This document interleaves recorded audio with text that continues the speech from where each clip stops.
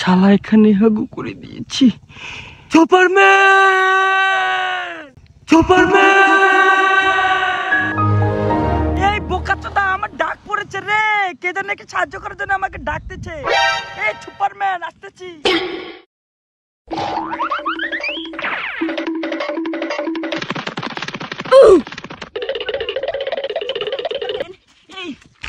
কোথা থেকে ডাক পাঠাচ্ছে রে?